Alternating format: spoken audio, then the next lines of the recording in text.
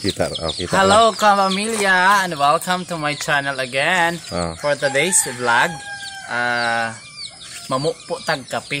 So, ipapakita ko sa inyo kung paano pipitasin yung mga bunga ng kape. Okay, let's go. So, yes. So, ito na yung coffee. Ito na yon.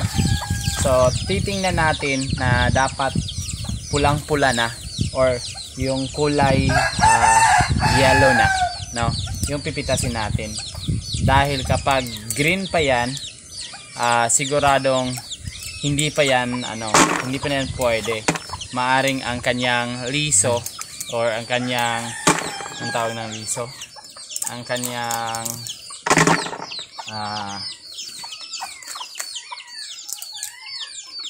talibog ko. So, yes. Pipitasin natin only the red one. Color red and color yellow. So, ito yung isa sa mga pinagkakitaan namin noon na hindi pa ako guro.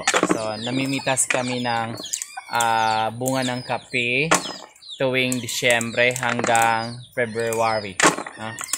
So, yun sa pagpupo, guys. Hindi mo siyang gunitan ang stick, dayong hinayan mo siya og kanang press para mga ipo siya.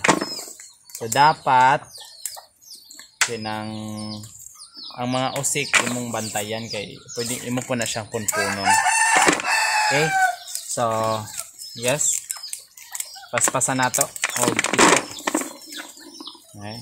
So dapat dili mabali ang stick kay next time pohon o napakay mapupo. So, ingin anak siya, guys. Pagpupo og kape. Okay? So, shout out dahil ko na aming bisita ron si Uncle Gabriel. Ang sponsor sa amo ang sponsor sa saging ug manok. Salamat, Uncle Gabriel. So, yes. Thanks sa boards kay. Kuha na boards, i-anak na boards. Anak na gyud. Okay. Makita po ko boards. Kita kayo. So, muna ni guys. Muna ni ako ipakita. So, thank you boards atan ang amoang camera boy. So, muna ni siya. So, ako ang napupo guys mga 5 grams.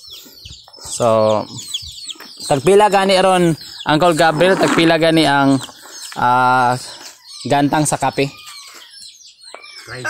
30 pesos. So, kuan guys, kung naanamoy ka ng tawag ani, naanamoy bugas, ang kilo is 74. So, ipapakita ko sa inyo, akong ipakita ang katong nauga na. Asa boards? Okay. So, duha ang paagi guys sa pagbulad sa kape. Pwedeng ibulad sa init or landahon. Asa boards? Ha?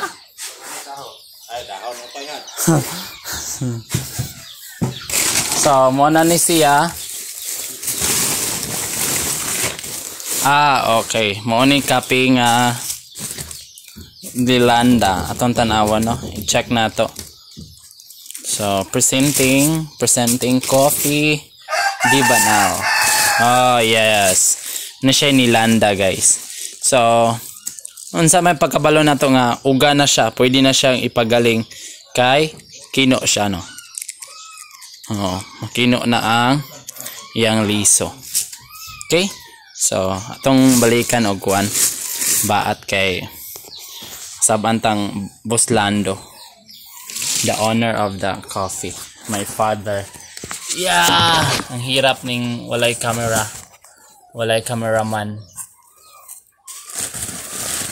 So, mo to guys, ang pagpamupo og kape. Kaping puro. Babangon tayo. Yes. So, yan guys.